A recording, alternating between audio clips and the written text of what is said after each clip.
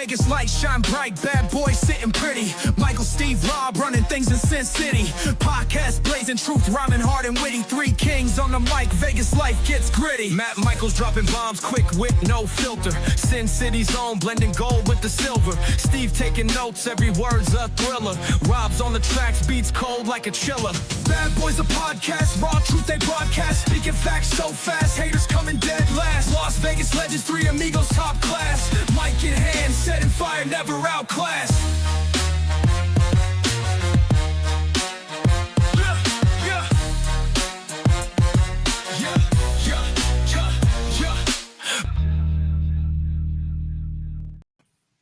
Hey everybody, Matt Michaels here with Rob Bossoleri and Sin City Steve on the Vegas Bad Boys of Podcasting.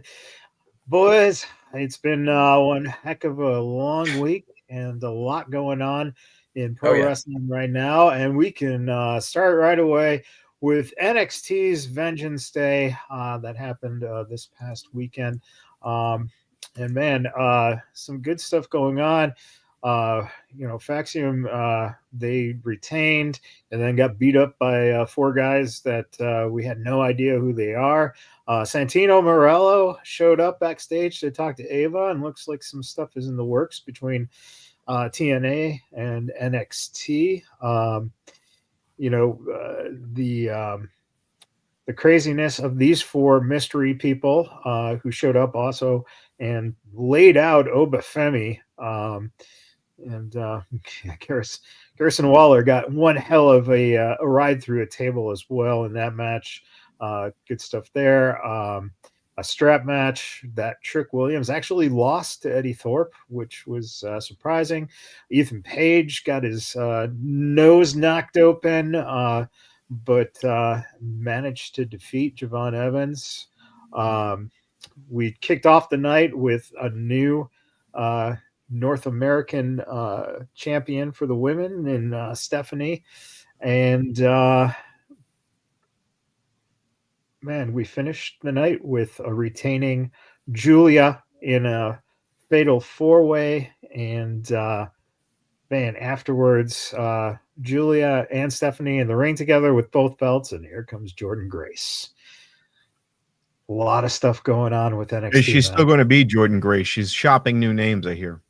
With the Titantron saying Jordan Grace, I would assume that. I know they were posting a joke. Now Ricky Stark's shopping a new name. That's not out of the question, though. Because, well, he came out and everyone was chanting his name, so they would be but yeah, Jordan Grace. All plans are for her to use the name and the IP that she has established. But yeah, I think that that last image of those three women standing there, what they're going to focus on with NXT's women's division going forward for the foreseeable future, for sure. Scissor Party. Hey, there you go. That's a whole different. That's a whole different show, man. The Scissor Party. and you gotta love Team U Retribution coming out too. Well, yeah. We'll see what that is. Yeah, I know. Scissor Party would be truly a premium live event. Right. Absolutely. How crazy is that? Some crazy, just some crazy stuff going on. John here says, shout out to both women's matches at NXT Vengeance. Stephanie Vaquer getting gold 4 months after her NXT debut with Jordan Grace's appearance. How can you not say NXT has the best women's division? I know that probably somewhere on another station in another company, they're claiming to have the best women's division on the planet. So I'm sure it's the very best. It's quite honestly the very best. If you don't feel like as if you have the best of something, then you've already lost. I mean, you have to feel as if you have the best product out there, and if not, then why are you doing what you're doing? I think this is going to come to a conversation of what we saw at Grand Slam with Mercedes Moné versus Harley Cameron as to what an individually good match would look like, but not as a division. Right. And we'll get to that in a second, Rob. Right. And oh, look, Rob, you don't have a hat on. Uh, Wait, hold on. I can fix that. Oh boy. Yeah, yeah. It's make America grab again. All right, There you go. well, there you go. So yeah, I mean, there was a lot that went on in Vengeance Day. Again, Oba Febby retains, but now we have a new faction wreaking havoc for whatever reason. Aces and bait. Well, we'll see. We'll see what it's so Retribution-esque that let's hope it's not the same type of thing. But it seems like it's a number of these young athletes who were at the training center. And we'll see where they go from there. And look, Ricky Starks did debut. Will Ricky Starks be a star is the big question. Absolutely. Jim Ross said, well, he's a high motor guy. I don't know if he'll be the next Shawn Michaels at his size, but he has a unique future. He's got a big personality, so hopefully he'll do well and lives his dream. It seems like the dream for a lot of talents is to make it to WWE and call it a day. That's not where it ends. That's where it begins. I saw the episode of NXT last night. Surprised to see Ricky Starks. Don't know how he's going to do. He's got a high opinion of himself, and he's got a lot of abilities. There's no doubt about that. So we'll see how it works out for him. It's never easy to get over, and hopefully he can get over and stay over as a top star. Remains to be seen. So we'll see how it goes. And that's a great question. That's coming from JR. I guess that begs to differ then the question of, how does that come about where you have JR saying something like that and he was just in the company that you represent? So is there a disconnect there? Like, if you see that you think that this guy can be a star, how come you didn't make him a star? Does JR have the pull you think he does? Back in the Attitude Era, yeah, JR was making those decisions and was running that locker room. I don't think that's the case now. They look to him as this elder statesman of wrestling as a whole, and AEW is probably just glad to have his voice on a few PLEs. I think it's a touch of senility where you should probably not be putting over somebody who's jumped ship, but it's also the most honest answer because the guy's so out of it. He's just going to speak honestly. So that's a touch of respect. And I would still hold the guy's opinion of a wrestler in high regard. Although strategically, he should be shutting his mouth. But he can't. It's his podcast. So, this is what he really makes his money doing is the podcast. But it's like listening to Mark Henry talk about AEW.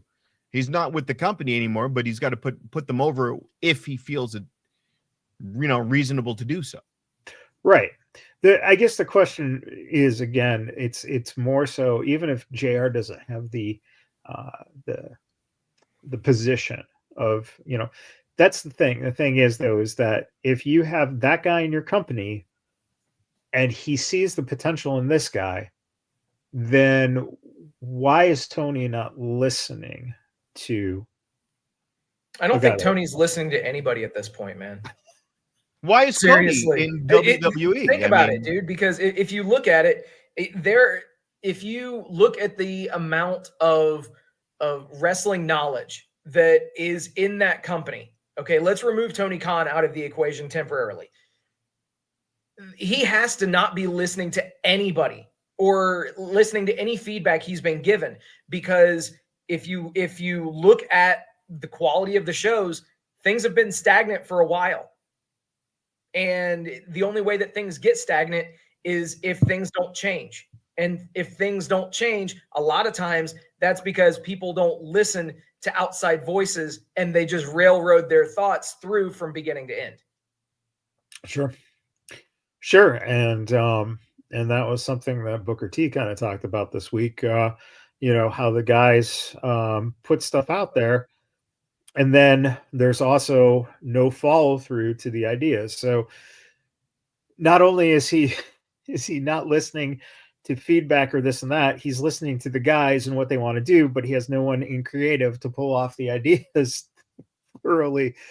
So it is kind of a hodgepodge where some things come off good and some things don't. But you know what? It's like anything. I have a type of a job where I visit lots of different other retailers, and every manager, even though it's under one brand, every store is vastly different. So definitely. Ricky Starks gets to a point, they put him with Big Bill. I didn't see much chemistry there. Me personally, he was with Taz. I liked it for a little bit, but I don't think he was a good fit for that brand. I mean, forget about Ricky Starks. Think about a guy named Ty Dillinger. What happens to him? And he becomes a chairman, Sean Spears. He clocks Cody in the skull with a chair.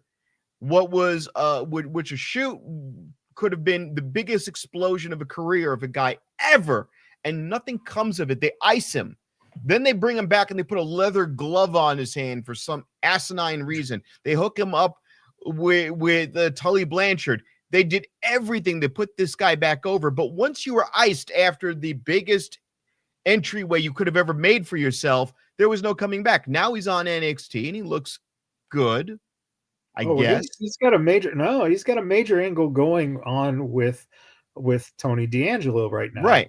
But they're making something out of Sean Spears. I never fucking thought in my life, once again, another motherfucker that I fucking go, oh my God. I'm going, Jesus Christ. They're fucking doing something. And I'm going, ugh. But now here's the thing. He was on SmackDown. So this is his road back, where for some of these guys, like, what's his name? All Ethan Ego Page, this is his way up. This son of a bitch has to climb his way back from here, from the main brand to the indies, back to the main brand. It just, AEW didn't work out for everybody. Call me when MJF shows up at the main roster of WWE and they're zapping off his All-In tattoo. Then I'll take a dump. Cody always wanted the big belt. He wanted to chase what his dad never had. But they should have taken better heed of him. And somebody should have whispered in his ear, hey, this idea that you're going to screw yourself out of ever being able to hold the belt, stop that. You deserve to be at the highest rank in this company. Don't feel like you're stealing from yourself. Somebody should have had that conversation with him, that he would never think to ever want to leave. Well, but it happened. At this point, it's past tense. Look where he is. Right, exactly. And it worked for him. And speaking of looking where he is, this just broke per PW Insider. Road Dogg Brian James has been named the new co-lead writer for SmackDown, and AJ Styles responded by saying, before judging this guy from his past performance as the head writer, just know that there was a man who picked it apart to the point that it was no longer his ideas anymore, with a thinking emoji. So it looks like AJ Styles is behind the fact that Road Dogg is going to get creative freedom, and that could be a huge benefit for SmackDown. I absolutely agreed. I mean, a lot of people shit canned his previous run when he was overseeing creative, and I was one of them. I thought that it was absolutely terrible booking, terrible storyline. What was the timeline by which he was the head of creative? What was that? 4 years ago? Oh, yeah. You got to think Vince has been gone like 3 years. So yeah.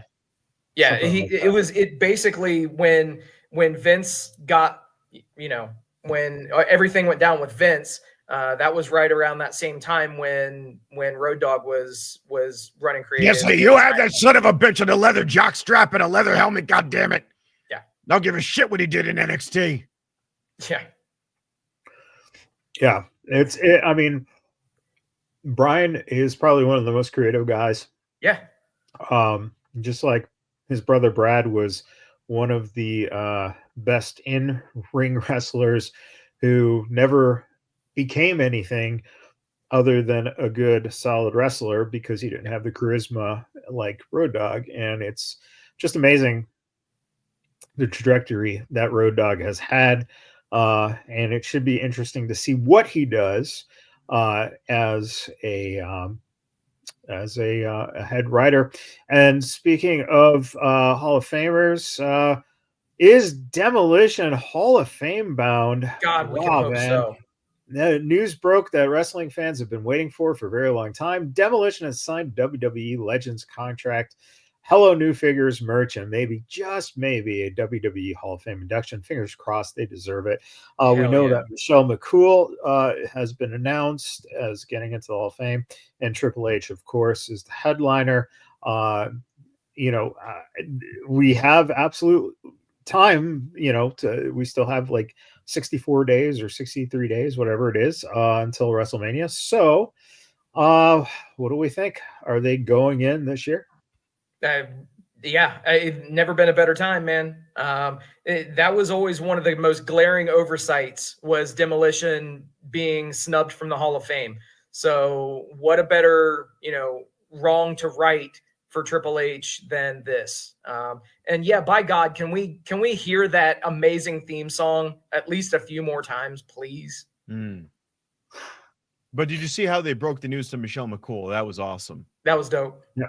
Triple H just gets on the screen there and just like, hey, by the way, you're gonna get the Legends. Okay, well, if he broke it like that, then that's pathetic. Jesus. Just watch it. What the hell, dude?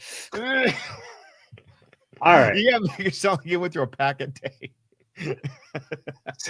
So, all right. So we touched on little things going on here in WWE. Now let's talk about AEW Grand Slam Australia, the exciting pay-per-view event that became a Collision event that was so well thought out that news out of Grand Slam, allegedly Tony didn't factor in shipping times. So the ring tonight is from a local indie, and the apron skirt incorrectly sized for the smaller 16 by 16 ring. And here's a picture of the steps that were used to get into the ring. Wow. Pay-per-view quality, never a dull moment in AEW. But we did have the moment of timeless Toni Storm winning the AEW Women's Championship in her home country. Wow. So can I just say, if I had to pay money for that as a pay-per-view, I would have been pissed. Free show? All right.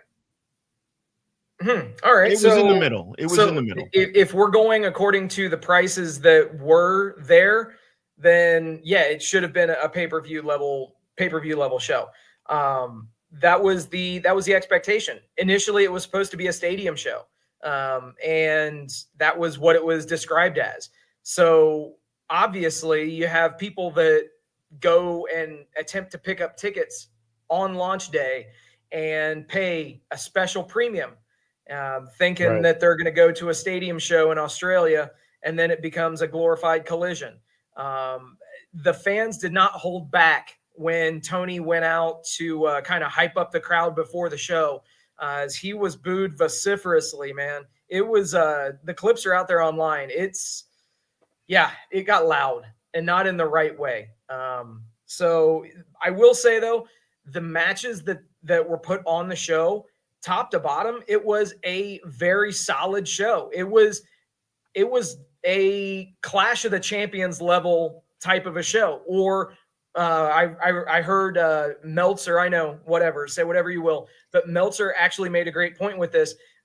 It was what Battle of the Belts should have been. Obviously they've had these marquee events, and they've been glorified editions of Collision, and they've labeled them as Battle of the Belts.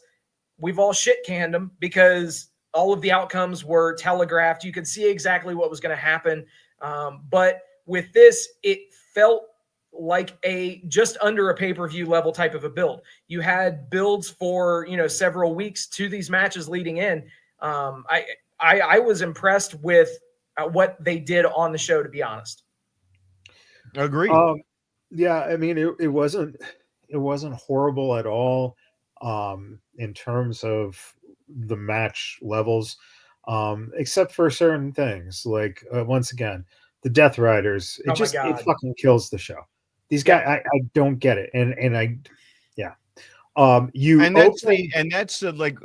the whole joke of it is they know they're obnoxious. The joke is it's an obnoxious group of people that roll one or two opponents in the ring who always come out the same way. We're going to beat you up so bad. We're going to expose you. We're going to get the belts. Then 5 people show out and kick the shit out of them. And you go, well, duh, this is going to happen every time. So why do you keep giving us the same type of match?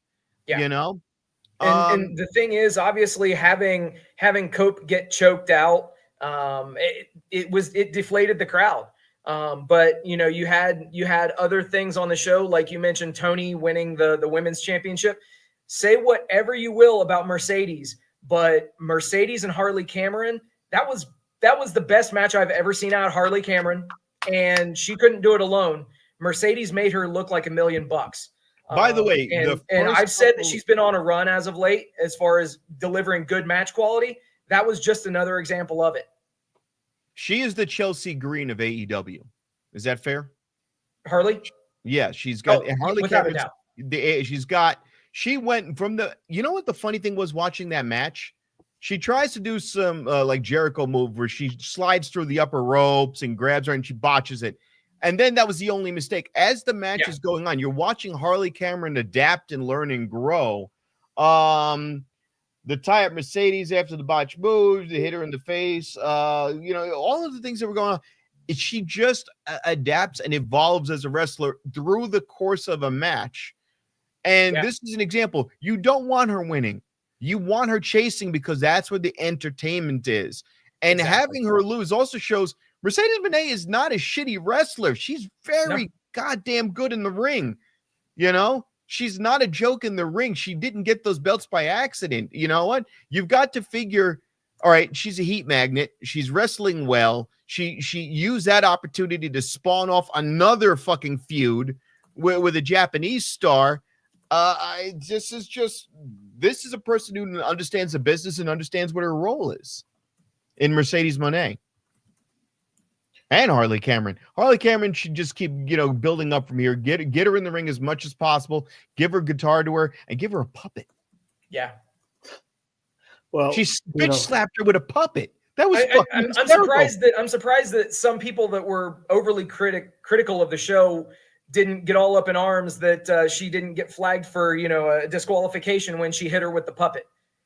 Like you know, say what you will about, you know, the ring steps and the ring dimensions and stuff like that. I get it. It's funny because, you know, lol AEW. But at the end of the day, you know, you just know that this shit's not going to go off without a hitch.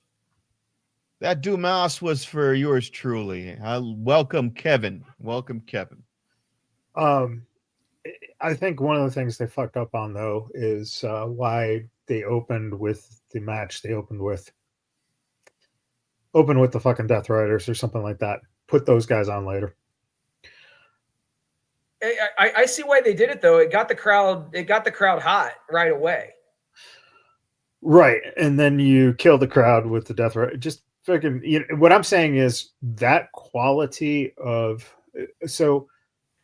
Arguably, those two tagging are your two top stars, two of your top male stars. Agreed. And you put them on as the curtain jerker, which, you know, you had things to choose from. You could have put Monet's match first.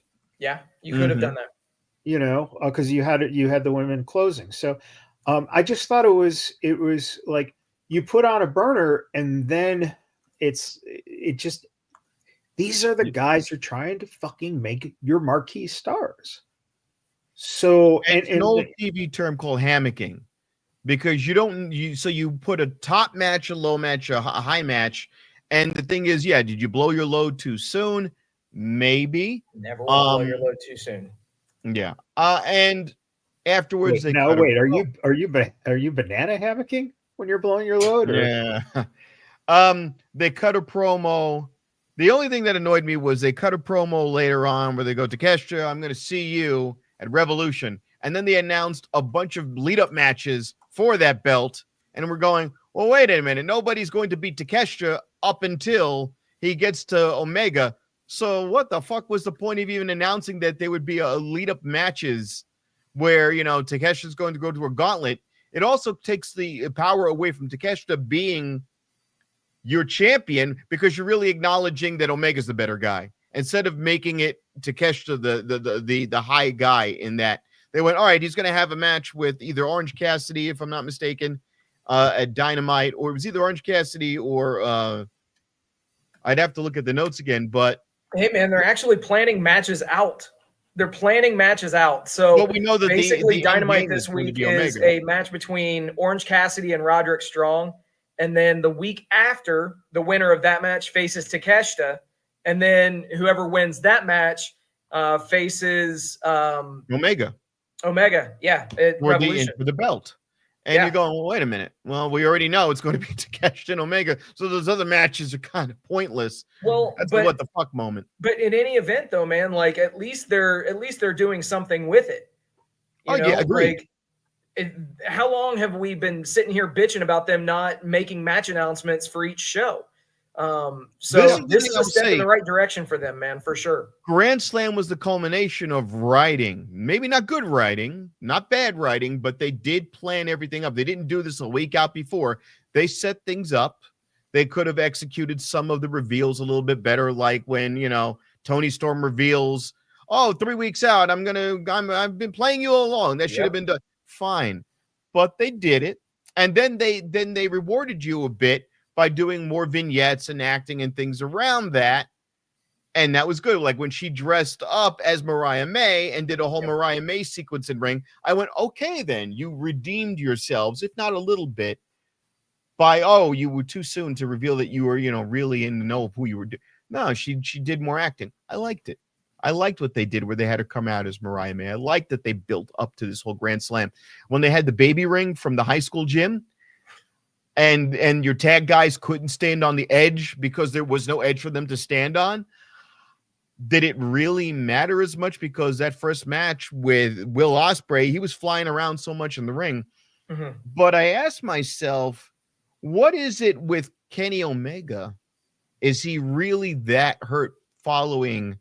And he tried to do a move on Takeshita and botched it and almost hurt himself real bad. As I was watching the match, I said, whoa, there's nothing wrong with this guy. Why are we saying that he's not wrestling at full? Oh shit.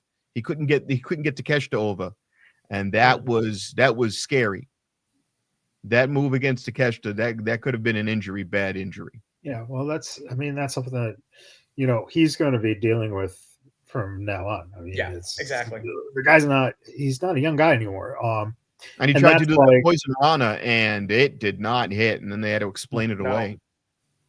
And another thing that really pissed me off again this week is on Dynamite. You had Adam Cole and those idiots go against the Death Riders, and it was just like, oh my God. Talk about shit matches of the week. Thank you for putting that in there, because it did nothing to elevate anyone for Collision or anything. And, you know, okay. So speaking of elevating, does Chris Jericho hold talent back? Chris Jericho addressed claims that he has held back talent in wrestling, challenging critics to provide an example. He firmly stated, name one person that got dragged down from working with me. Jericho acknowledged that while some wrestlers might not have advanced further after working with him, that was beyond his control. Maybe afterwards they didn't go higher, but that's not up to me. I'm not in charge of booking the entire company. Emphasizing his role in helping talent grow, Jericho pointed to wrestlers who have benefited from working with him. Big Bill and Brian Keith have grown by leaps and bounds from working here with me. He reaffirmed his commitment to elevating others rather than hiding them. I definitely know what my intentions are, and it's not to bury anybody, it's to build as many people as I can. I've always loved the concept of the Jericho vortex and how anybody that works with me gets dragged down. Name one person that got dragged down from working with me. Everybody that I can think of who worked with me certainly went to a higher level. I did a year with MJF, and look where he's at. Daddy Magic last week comes off commentary and gets a big pop. Who do you think put him in that position? Now, this is all from Insight with Chris Van Fleet. I love that last sentence of Daddy Magic, who has gotten himself over on commentary. And Jericho, who do you think put him there? That was great. He should not have been in that position. He should have been a tag champion by now or some mid-carder, but he's ruined Proud and Powerful. They were one of the hottest tag teams as LAX coming in, and they joined his crew, Inner Circle, and nothing. Did they even get a title, a title shot as tag champs? They did nothing. They had some of the best matches with the Lucha Brothers in TNA. They did it once in AEW, and not even to the same level as some TNA fucking Sam's Town level show. That was a disaster. Jake Hager, disaster. Sammy Guevara. Sammy Guevara. Right there, relegated to ROH as of right now. And that guy, he's been mid-card. He's gotten the TBS belt, or the many times. Fair question. Sammy Guevara, if he gets released tomorrow, signs with NXT, same type of reaction Ricky Starks had, right? More than likely. And he honestly, Triple H and Shawn would do whatever they could to get the guy over and put him in as prominent of a situation as possible. We look and we see everybody who's gone back to WWE or gone to WWE that either worked in AEW or in Stephanie Vickers, in her example, working in an AEW adjacent show. They've capitalized on absolutely everything that they possibly could from any of these people that defected. And it's insane. It's would he end up at NXT or would he go to TNA? You think he would be NXT? Fair NXT. enough. Mm-hmm. Yeah. I think, doesn't he live in Florida too? So that would just be convenient. There you go. All right. So that's the Jericho Vortex. This week, Eric Bischoff said AEW is a dead end for wrestlers' careers. Eric Bischoff harshly criticized AEW, claiming it has become a dead end for wrestlers' careers. When asked to name 3 AEW stars who might be in a better position by the end of the year, he bluntly responded, none of them. That promotion is circling the toilet bowl. He attributed AEW's struggles to poor leadership, lack of creative structure, and an absence of vision, arguing there's not a chance any of those talents is going to be any more valuable as an asset 12 months from now than they are today or that they were 12 months ago. Bischoff went even further, declaring it's the place where your career goes to die. There's no exceptions to the rule. If you have one, I'd like to hear it, but I don't think you do. He listed stars like Mercedes Moné, Adam Copeland, and Christian as examples of talent who arrived in AEW with momentum but have since stalled. He also dismissed Will Ospreay's impact, saying the supposed best in the world, Will Ospreay, is a bust. He doesn't draw money. He argued that AEW caters too much to a niche audience that enjoys flashy wrestling moves, stating, if you're one of the small percentage of audience that just loves wrestling moves for the sake of wrestling moves, because it looks kind of like the video game you play, you're happy as hell. The problem is there's not enough of them to build a business around. Bischoff criticized AEW's direction, claiming it alienates a larger audience and devalues its stars. He pointed to MJF as an example of mismanagement, saying, look what's happening to MJF, for crying out loud. That was almost too hard to screw up, flat as can be. He also took aim at Jon Moxley's current run, stating, Jon Moxley, are you kidding me? Death Riders, whatever that is, it ain't working. The only thing the death riding is the audience away from the product. His comments painted a grim picture of AEW's future, arguing that no talent in the company is currently increasing the value, and its creative approach is actively pushing fans away. He's got a program, right? So we know that part of this is entertainment value. B, though, is, again, when someone who firsthand has been part of the problem, right? This guy has had his own ego, his own issues, and, destroyed, things that were either promising or, never got him to in TNA's case, to the level that they thought they were going to get it to. What's interesting about it is that he makes some valid points and some are over the top.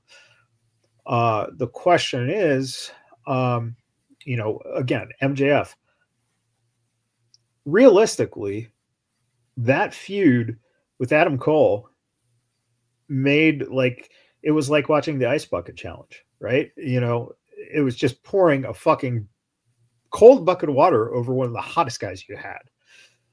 So, and then Ospreay, again, like I said, perfect opener, like you said, Steve, to get the crowd hot.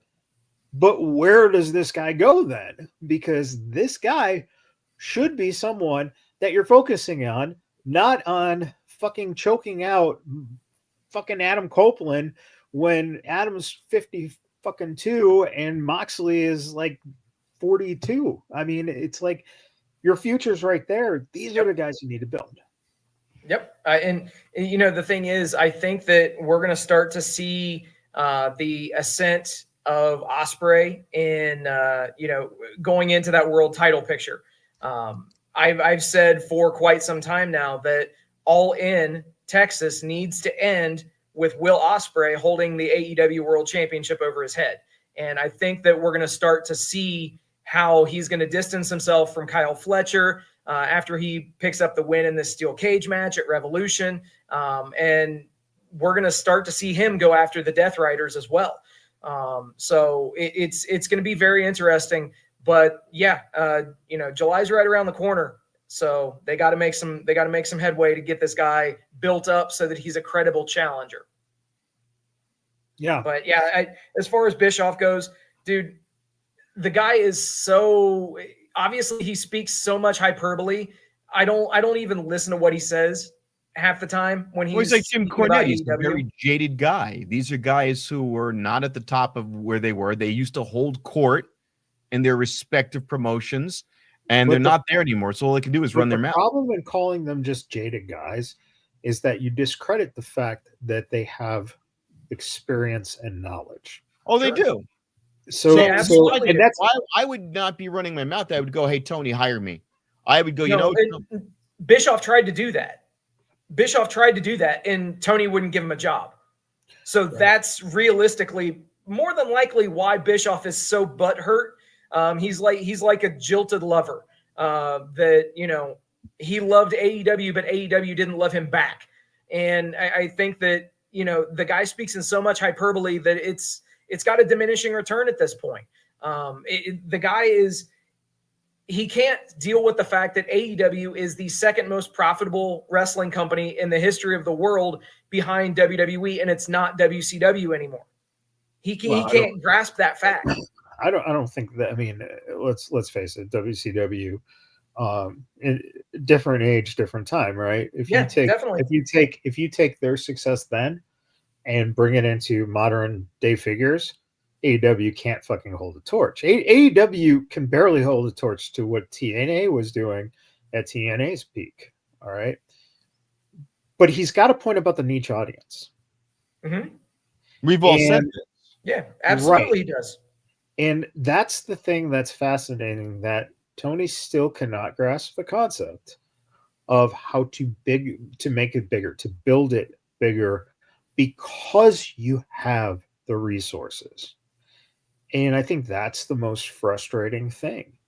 But I want to say this though, and viewing Grand Slam, they did fill seats. It wasn't one of these things where the camera had to pan down and stay down the whole time because the upper decks were empty. Whatever, the upper deck was empty. It was, but they didn't shoot the upper deck smartly enough. The only time you saw it was empty was when Jon Moxley decided to go into the crowd, and they had to do a wider shot, and that's when you could see it. The thing is, the actual place looked good on camera. And then you have jackasses going into business for themselves, and then you reveal shit that it's like, okay, the honest answer is that's great. That's wonderful. But it's also Australia, where they're not there all the time. They're here all the time. And they need to get those results here. Absolutely. Absolutely. I do have to say as well, and I know you hate the guy Michaels, but the moment that happened with Copeland and having the crowd sing his song a cappella was pretty fucking great. You know, I mean, you could tell that even Copeland was touched by it. He was fighting back tears, bro. It was a really cool sight to see, regardless of your allegiances. Put tribalism aside. It was a really cool visual. This reminds me of when I used to wrestle at No, here's the thing. It has nothing to do with Copeland. It has everything to do with the fucking fact that I just hate fans singing these fucking theme songs. Period. I don't care which one. Fucking hate that. Fucking hate that. And it's supposed to be another octave higher, but then they just keep doing it flat. Right. So then they got an opera guy to show that it's supposed to be one octave higher for the second verse, and the people just didn't bother, so they still do it the other way. The big fat tub waving his arms in the air. And nobody gave a shit. That was the best. And they still sing it all fucked up. And what is the guy supposed to be? He's a revolutionary, but he dresses up like something out of A Clockwork Orange. That's fucking awesome. What can you say? I just still hate the fans singing with it. Revolution next month at Staples Center is selling good with 3 weeks to go. It sold over 7,000 tickets according to WrestleTix, which it should. Yeah. That's the thing. It should, especially in LA. LA is the kind of market that you should be selling that. Speaking of getting bigger, TNA just announced that Unbreakable will be here in Las Vegas on April 17th at the Cox Pavilion. What the hell is that? Oh, come on, Rob. You know where all the Cox are in town. Oh, the Thomas and Mack Arena. Oh, that's actually bigger than what they would have done when they were doing the Orleans. Yeah. And most, but it's just 7,000 seats, 9,000 seats more than the Orleans. So that's impressive. Yeah, and honestly, most likely, it will be tailored to, a smaller. So again, making it look great on TV. Yep. That's the whole thing. But also could be something that leads to NXT involvement, because we saw Santino and Ava talking. So that might up your sales and make it a bigger venue. However, backstage bloodbath at TNA as Anthony Ciccone. There you go. Christy Hemme and Josh Matthews have all left TNA. There were a number of changes behind the scenes with TNA Wrestling today. PW Insider was told that Anthony was the president of the company, has exited the position. No word yet who will replace him at the role. He entered the role in February 2024. At the time, he was the president of TNA's parent company, Anthem Entertainment Group. Met him. He's a very good guy as well. So it was kind of surprising. PW Insider has also been told that a new executive has been brought on to oversee production and other facets of the company.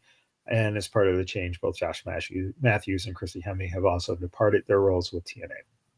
So the question becomes, is this more growth for TNA And is it showing a closer, possibly involvement with WWE? It's very interesting that this timing happened the same time. You were always talking about how these are separate entities, and none of this is going to happen. They're over there, and they interact here. Exactly. But as it deepens with the possibility of TKO being involved, then things start changing. That's the whole thing. They were. Did somebody say TK? Oh, TK. Oh. But obviously, we're seeing a lot more of the interaction between both. The question is, as being floated, will WWE eventually take them over? And now that, now that you had the head of Anthem leave the company, and it sounded like he's left Anthem as well. So if that's true, then that's where things start changing. And again, with corporations owning this stuff, totally different than if it's just a person. So being a part of several reorgs, the everything's starting to come together with it. So that's going to happen. So are we happy about this, or too soon to say? Well, look so far what they're doing. Yeah. The company's been on an upswing, since they replaced Scott. Not that has anything to do with Scott. It's just, I think that they've opened up more corporate opportunities, whereas it was being run as a wrestling company before. Now it's theoretically being run more so towards an entertainment company. Now, I knew about Josh Matthews behind the scene. I didn't even know that Christy Hemme was still functioning in the company until just now. Well, that's good, because she was, and she took her ball and went home. To what capacity was she working in TNA? Fluffer.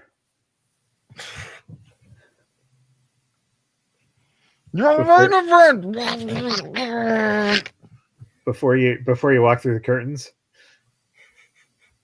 Damn, I think I'm gonna go back to wrestling school.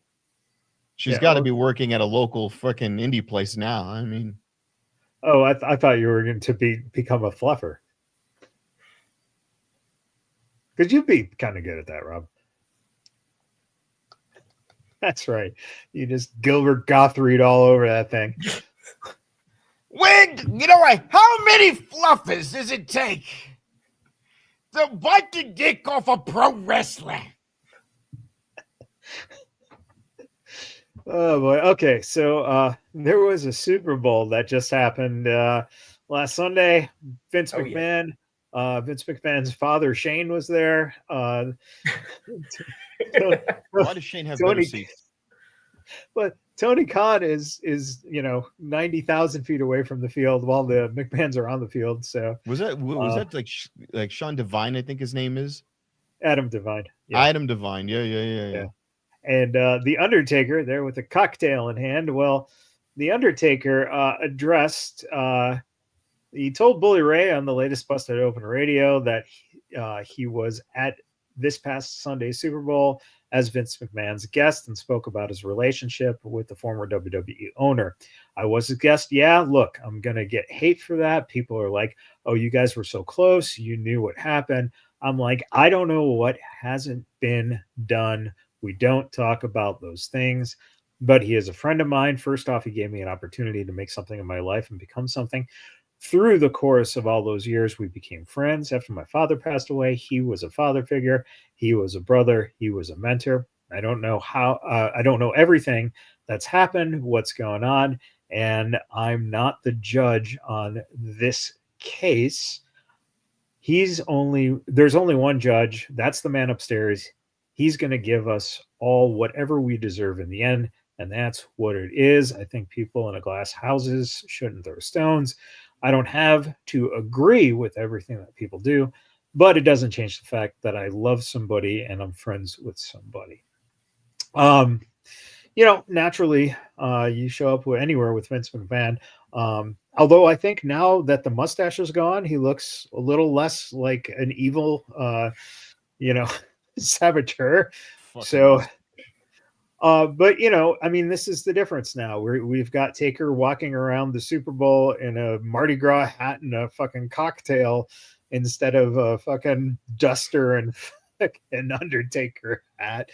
So, because he's Mark Calloway now. That's right. And he's earned the right to be that. And yes, I don't think that he should be responsible for Vince McMahon by proxy.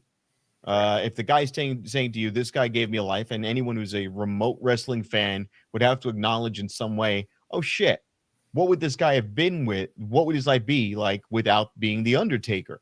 He's only ever been on WWE. He stayed loyal to the company. And if the guy gives him a shot to go to the Super Bowl and they're seen holding hands and having a bro moment, well, fuck it, that's like the Cosby Show.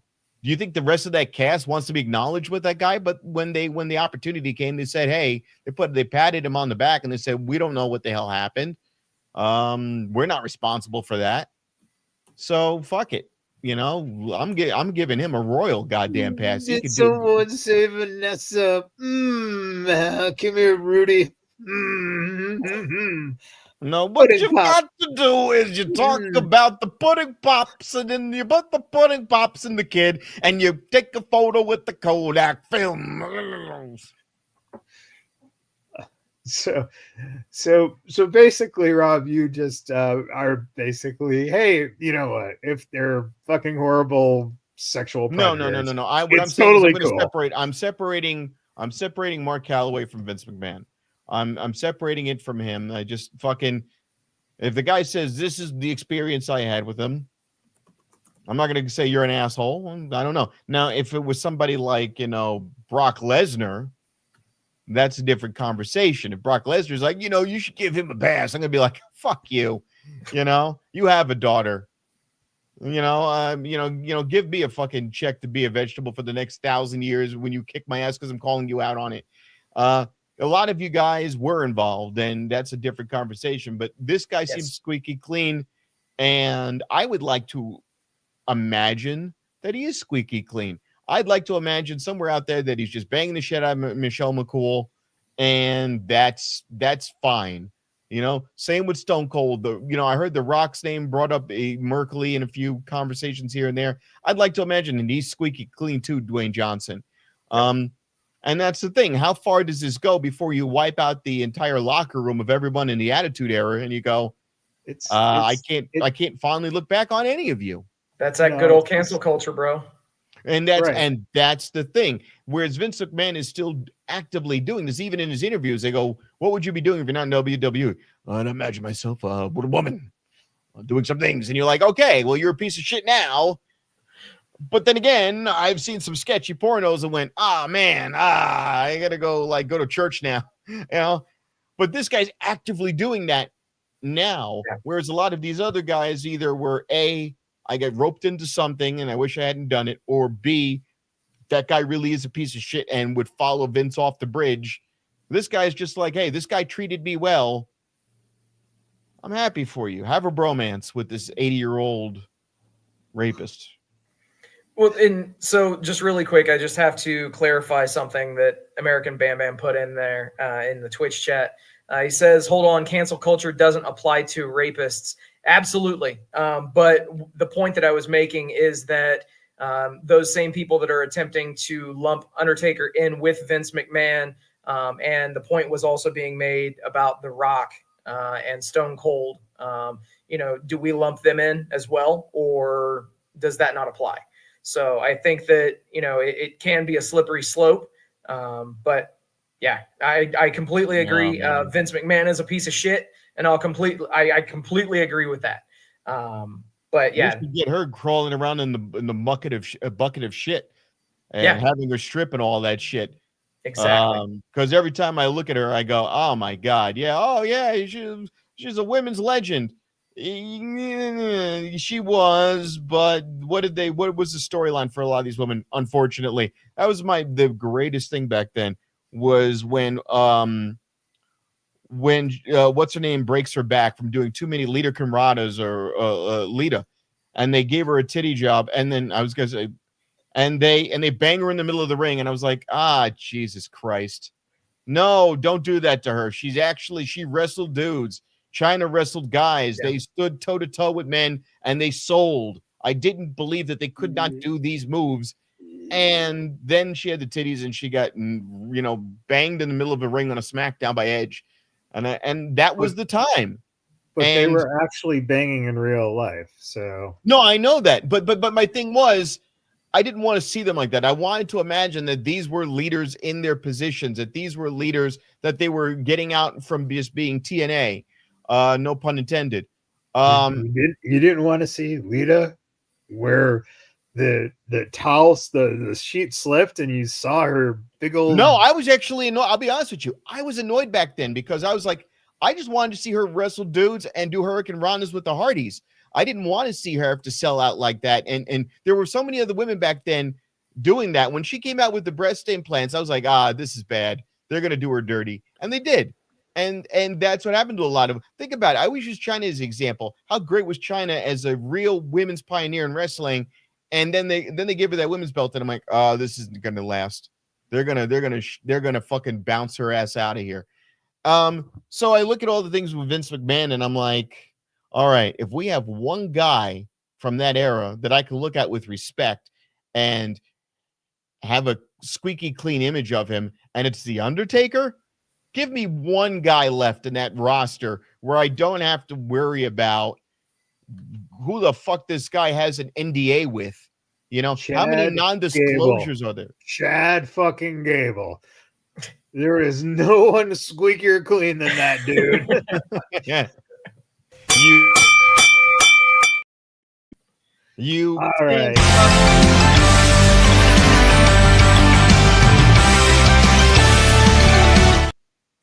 All right, Sin City Steve, your AEW over/under pick of the week. All right, so we've torn into AEW ad nauseum for their lack of booking foresight, shall we say? But keep in mind, Wednesday is the 19th of February. They have a pay-per-view on the 9th of March. So they're, looking 3 weeks out. As of right now, they have 3 matches set for this show. This coming from a company that generally has 12 to 15 matches, including the pre-show. So obviously they need to start booking some of these matches. So I think that we're going to see, unfortunately, them returning to form with some breakneck pace this week on Dynamite. We're probably going to see putting the over-under at 2.5 additional matches being signed for AEW Revolution on March 9th. And those are all likely going to be coming out of nowhere. Because why? They've already announced the world title match. They've already announced the steel cage match, and they've already announced the international championship match. What else really do they have going right now? Think about it. They don't have a whole hell of a lot going. So yeah, they're going to have to just throw shit at the wall, see what sticks. And I think we're going to see a return to form of Crash TV with Dynamite this week, unfortunately. And 2.5 over or under for matches signed for Revolution this week on Dynamite.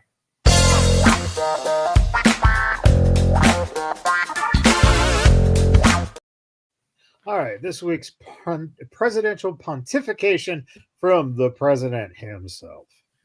It's so funny. I said last week I was the smartest guy in the room, and I called it. I said the only way that you can make stupid Charlotte Flair interesting is if Andrade puts some tahine on the penis and bangs her rod. Then she divorces him, steals his suit, and makes her SmackDown debut, walking through the halls dressed up as Andrade with a pinstripe suit. She did everything but put on the Mexican jockstrap that he wears when he walks down the ramp. This was so sad.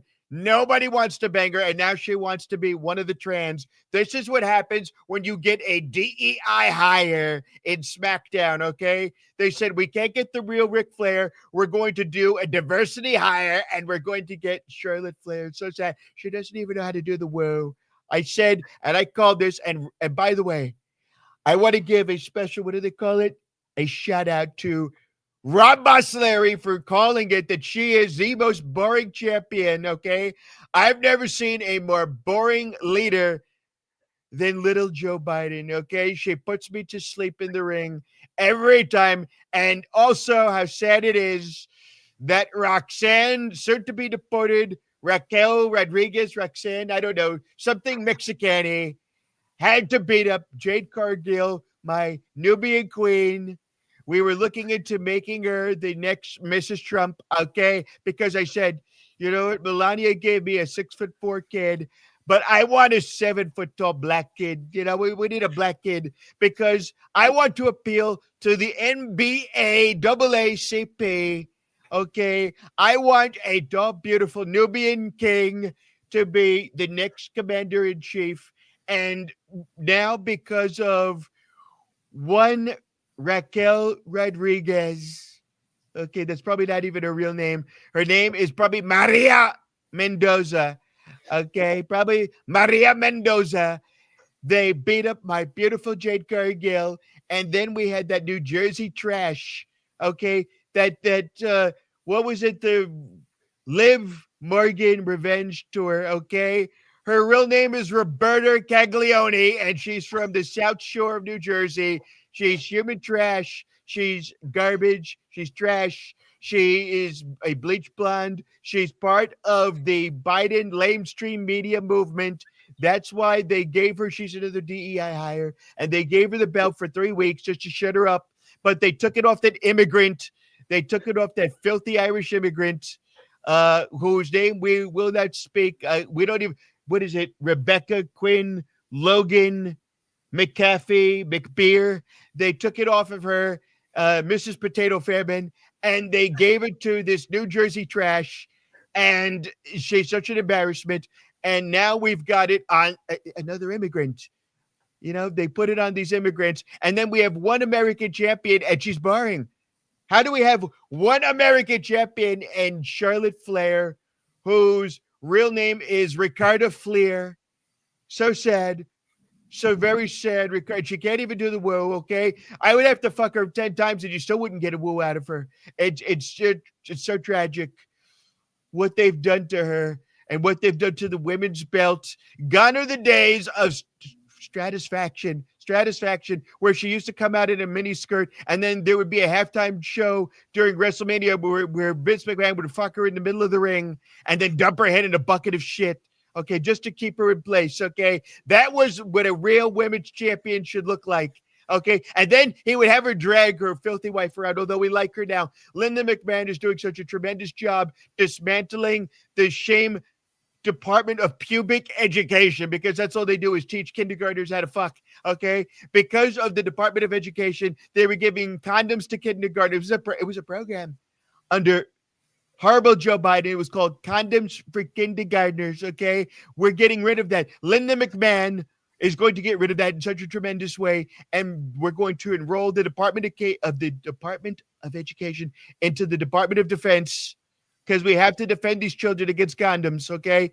We're going to defend these children from condoms and also sleepy time reading from trans people, okay? No more condoms for kindergartners or trans people reading you books, okay? Nana, those days are over.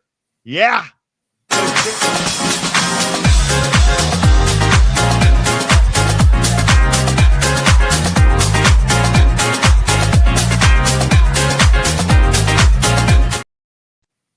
All right, it's time for the bad boys to take a little social media dump. First thing off, Bailey was part of the NBA All-Star Celebrity Game, and in the introductions, again, this is the branding that's amazing with WWE. They actually branded her as a WWE legend. So It's just crazy how they can get stuff out there like that. Drew McIntyre was seen signing a CM Punk autographed pop figure, and if you look closely, "Fuck CM Punk, cunt," is what he wrote on the pop figure. Hey, this sex offender was arrested after avoiding police for 37 years, which was really impressive until I looked closer and realized that's actually Sting sitting with Lex Luger and Great Muta. Hey, it was Valentine's Day. My heart is literally hanging from the rafters. Be mine, from Gorilla Monsoon. Here we have Kenny Omega, "Be my one-winged angel." And of course, R-Truth, "Thinking of you on Flag Day."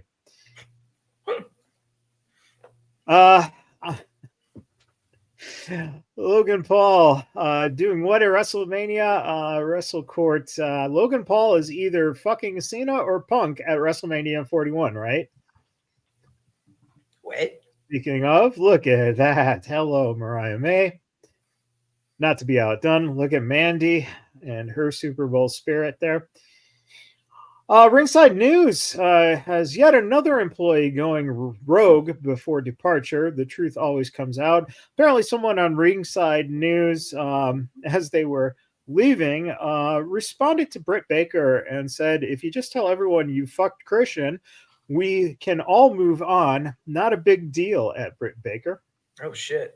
How about that, huh? Shots fired. Oh, speaking of shots fired, look at the Rock and Roll Express without any shirts on bareback on horses there, huh? Can't go wrong with the Rock and Roll Express, apparently. Here we got Copeland in that crazy Australian crowd, and on Facebook, AI asked the question, why was Adam Copeland there? Very fitting. I still ask myself that every fucking day. MJF, his brother, my mentor, a guy who helped shape me early on in my career. Your old boss brainwashed you into believing we need to treat the fans like morons and pretend other wrestling companies don't exist. You dumb, ignorant, bald, grifting fuck. Respectfully, Maxwell Jacob Friedman. And that's responding to Jimmy Cordonis, who said, "Great job, MJF, of reminding your audience about the man who is on top in the other company." MJF also made headlines by saying Dustin Rhodes is the man that took 37 long, hard years just to get out from underneath his daddy's shadow. After all that hard work and sacrifice, now you live in the shadow of your little baby brother. So good for him and getting that out there. Very interesting picture here of Dusty Rhodes, Tony Schiavone, and Bobby the Brain Heenan from Road Wild. The WCW Road Wild pay-per-views, originally Hog Wild, took place at Sturgis Motorcycle Rally in Sturgis, South Dakota. Bobby Heenan described his experience at Sturgis.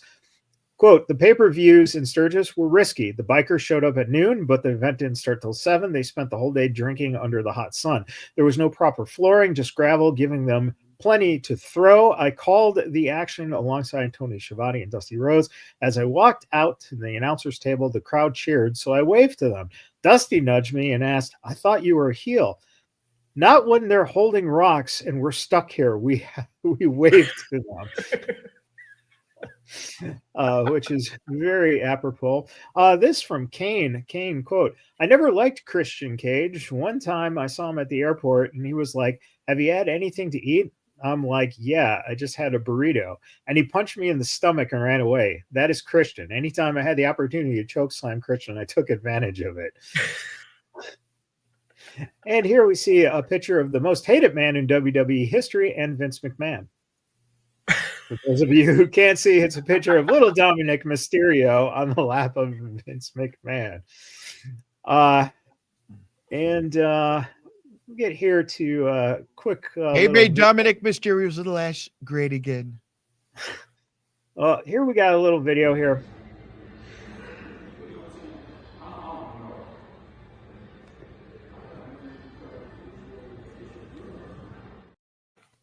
And that video is of Chris Bay taking steps here. It's been a long few months for Chris coming back from this injury. When you are essentially in full paralysis. And do we have? Yeah, fuck this. Do we have the link for his T-shirt again? Because I bought his T-shirt today, and I want other people to still be able to, donate and do something. Yeah, you just go to TNA's website, look up Chris Bay, or go to should be on Pro Wrestling Tees, and it's the We Love Bay shirt, and you can get that. The proceeds go to Chris directly. Also on Sunday, March 23rd, we have a show at the Silverton Casino here in Las Vegas. It's a benefit show for Chris, which will include Swerve Strickland, Rhino, John Morrison, just confirmed. Just a ton of people who are going to be here. Ace Austin, Trey Miguel, and quite possibly just waiting on some crossings of the X's and the Y's and the dotting of the I's and all that stuff on a contract for a certain someone who would be making a homecoming here for this show, and was really kind of the driving force behind getting this together. Suggestion that it was done by Joe DeFalco and FSW. So hopefully when we can officially say that he's signed on, then we can get that out there. So, but it's incredible to see Chris like that. Just walking is amazing. All right. Finally here, the last thing to talk about before we go. It's the 118th Annual Wrestling Observer Awards. Wow. What an exciting week. Let's start looking at this list. Wrestler of the Year, Cody Rhodes. Any objections? No. Okay. Most Outstanding, Will Ospreay. Can we question what the difference between Outstanding and Wrestler of the Year is? Anyone? Most Outstanding typically refers to match quality. So I would agree with that. Agree with that. Okay. Makes sense to me.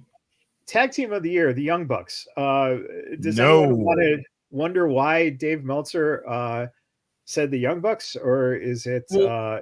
So keep in mind, this isn't Meltzer. This is the readers of the Observer. Okay, so it's Meltzer. I would not say the Young Bucks this year, maybe a year or two ago, but not this year. It's 2024, and they were out almost half the year. Yeah, that doesn't make any sense. No. There weren't standout tag teams, but Jesus. Best on interviews, Drew McIntyre. I could see that, man. He really stepped into his own, especially with this feud with CM Punk. If you think about it, during the entire time that Punk was off TV and injured, Drew McIntyre was keeping that feud going, and he kept it hot. But agreed.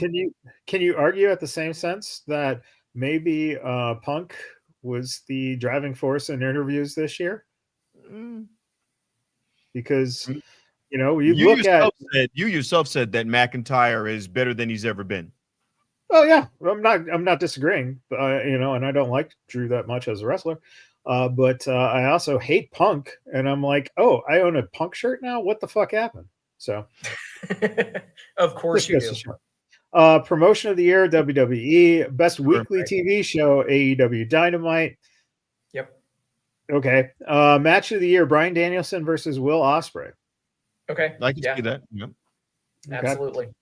And this is the same guy who just said Drew McIntyre best interview, and Punk and McIntyre had a Hell in a Cell that was fucking phenomenal. So okay. Well, now keep in mind, this is when they say match of the year, that is strictly the match itself, not the lead up to the match, not building on the cinema of it. It's bell to bell the match. But without a doubt, Punk and McIntyre deserve some recognition for that match. But Danielson and Ospreay was on another level. 10 out of 10. United States, Canada MVP Cody Rhodes. Yep. The Kuchi Yasuzawa or Japanese MVP Zack Sabre Jr. Mexico Mexico MVP, Mystico, European MVP, Michael Oku.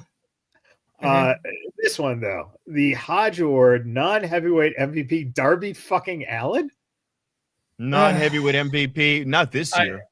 I don't know. I don't know about that. Not this MVP year. was more of an MVP than Darby Allin. Not this year. Yeah.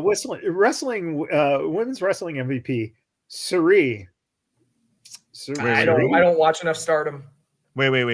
Where I who? It's on screen, Rob. I know. I'm seeing this. Who? Yeah. She's Japanese. She's in Stardom.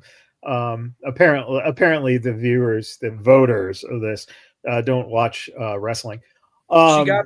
She used to be in NXT, so yeah. Evidently she stepped through that portal one too many times and found herself back in Japan. Okay. I guess so. All right. Best box office draw, Cody Rhodes. Yep. I guess. Feud of the year, CM Punk versus Drew McIntyre, even though they didn't have match of the year. There you go. Most improved, Kyle Fletcher. Yep. All right. I agree. All right. Sure. Most charismatic, The Rock, who was. He cut great promos this year. He had he did some great stuff. The Mama Road stuff. Oh yeah. That goes back to WrestleMania. The Bryan Danielson Award for Best Technical Wrestler is Zack Sabre Jr. Why not just give it to Bryan Danielson? I don't understand how you can win an award but be named an award at the same. I don't know. So they, for whatever reason, they love to name the awards after individual wrestlers. But somebody's retired. DSJ has been on fire and just recently lost the IWGP World Championship to Hiroki Goto, of all people, in New Japan. So yeah, Zach's been on a huge tear. Okay. And then Bruiser Brody Memorial Award, Best Brawler, Hangman fucking Page. Go fuck yourself. Fuck you all who fucking allegedly voted for this shit. Hangman fucking Page. Go fuck yourselves. I'm not even gonna fucking ask you guys. I'm done with that shit. Fuck this guy. All right, best flying wrestler, Will Ospreay. Sure. Yep. Most overrated, Nia Jax. I don't think she's overrated. I don't think she's underrated. I think she's where she needs to be. She's putting over. She's gotten better, man. I've been an outspoken critic of hers, but she definitely has gotten better. Right. Overrated would be, I don't know, John Moxley. So most underrated is Take a Shit Up. Take a shit up. Rookie of the Year, Javon Evans, who is doing some great work in NXT. Agreed. I guess. Best non-wrestler, Paul Heyman. Yep. Best television announcer, Nigel McGuinness. I love Nigel McGuinness right now. I'm fine with that. Yeah, absolutely. But worst television announcer, Booker T. Hello. Fucking Mil Mascaris over there at AEW fucking sucks bigger dicks than Booker T would ever. JR is worse than Booker T, but JR is not on TV every single week. I actually don't have a problem with Booker T being named worst TV announcer. Yeah, I'm not a fan. Best major wrestling show, AEW Revolution. I mean, I guess. I don't get it. I don't, yeah. Worst major wrestling show, AAA Triple Mania Monterey. Oh God, that show was a shit show. Okay, I didn't watch that show, but I only saw clips, and yeah, just from the clips I saw, it deserved to be on that list. Okay. Let's see, worst television show, AEW Rampage. Obviously, it was canceled, so I guess no one can really. Let's see. Most disgusting promotional tactic, WWE TKO continued relationship with Saudi Arabia. If the shoe was on the other foot, I wonder if Meltzer would have anything to say about that and AEW, because I bet you Meltzer's paychecks got bigger. So just saying. Best wrestling maneuver, Will Ospreay's hidden blade. Are we talking about his actual blade that he cuts himself with? Yeah, that's Moxley. Yeah. Worst worked match of the year, Jimmy Uso versus Jey Uso at WrestleMania 40. Yeah. I guess no one saw Moxley wrestle this year. Worst feud of the year, MJF versus Adam Cole. Agreed. Sure. Worst promotion of the year, NWA, I guess.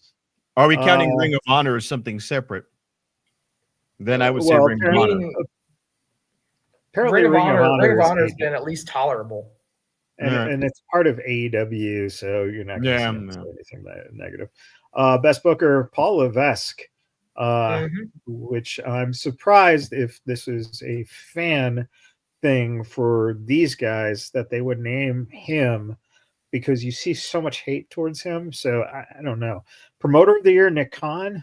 This is the same thing. I'm like, some part of me goes, Meltzer's kissing a little ass here. I think that something that we have to say is that even the hardest of hardcore AEW fans are recognizing that AEW is not even so Tony Khan is not he's not a promoter.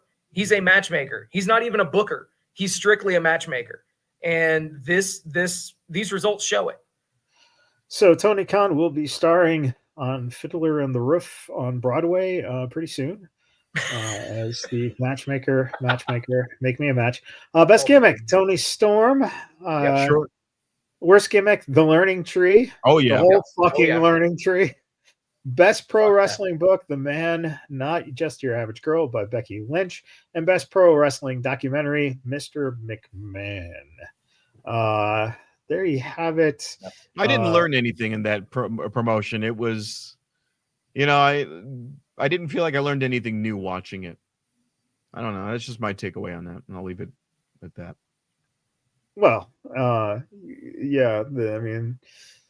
a lot of people who didn't know any of the story of him learned a lot of stuff. Yeah. It wasn't necessarily made for marks. It was made at a different time too, where it was going to shine a light on Vince, and then everything went backwards. But it makes you remember the good old days. And speaking of Jericho and bringing careers down, Ralphus never went anywhere after working with Jericho. I think this picture proves it. Jericho personal protection guy, personal security, the JPS, poor Ralphus. Chris, you never brought him along, man, and kind of hurts. All right, Rob, what do you got coming up, man? Well, on Sunday will be the second annual Comedy Reviewer Awards, which will be at Wise Guys Comedy Club, not the one on Main Street, but the newer one that's at Town Square. So go to Town Square. So you don't have to worry about getting mugged. No, Main Street is gentrified out the yin yang. Main Street won't look the same in about 5 years, but that's a whole nother conversation. Main Street is about it's more whitewashed than anything going on behind scenes at WWE. I don't know about WWE. Well, anything else, or just that's the big one? That's the big one right now. Okay. Wait a minute. Oh, I do remember now. I should be tomorrow at the 10 o'clock show at LA Comedy Club at the Stratosphere. Nice. Oh, awesome. I forgot about that one. I think I'm making a guest spot on that one. Interesting. Oh, yeah. We'll just say yeah. All right, Steve, what about you? What do you got to say? All right. Thank you guys for hanging out with us tonight. Thank you for liking, sharing, subscribing, doing all the stuff that you guys do. We appreciate each and every one of you. Also, very special thank you to all the brave men and women serving this country, whether you're doing it on lands foreign or domestic. Thank you for doing what you do so that we can do what we love to do. And last but not least, repsports.com, reppsports.com. Go there for all your pre-workout, weight loss, general energy needs. Repsports.com. Use promo code Vegas at checkout and save yourself 15%. There you go. All right. Well, that's what's going on this week in pro wrestling. And, we got, lots going on still. Chasing WrestleMania here. The Chamber's coming up in 2 weeks. The 3 weeks, essentially, to AEW's pay-per-view. So, a lot of stuff. I got a lotion for locking a woman in a chamber once. So sad. I'm sorry, Mr. President. That's yeah. I don't know what to say to that. We had to fill out you know what an NDA stands for, right? We had to fill out an NDA. NDA stands for not Donald's account. So sad. So sad. Oh boy. Boys and girls, a lesson from your president: get the contract and the agreement on the front end, and make sure in the fine print it says "no holds barred." Okay, this is a wrestling show. You know what "no holds barred" means, okay? Yeah, Zeus and Rip. So, gotta love Zeus and Rip. All right. Well, thank you everyone for tuning in this week and hanging out with us. Everyone taking part in the chat. Really appreciate everything. We hope you have a wonderful week to come. And until next time, everyone. With that, everybody, thank you for hanging out. We'll do it all again next week. Till then, happy wrestling. Rolling up the strip under neon lights. Podcast mic is glowing in the desert night. Matt Michaels leading with the swagger tight. Sin City Steve right by his side. Alright. Rob Butcher Larry dropping truths, no fear. Broadcasting stories, make it loud and clear. From the Fremont edges to the Bellagio sphere. These bad boys rule, let me make that clear. Vegas bad boys, tearing up the scene. To Matt Michaels and the Vegas Boys of Podcasting, this is John Cena saying thank you so much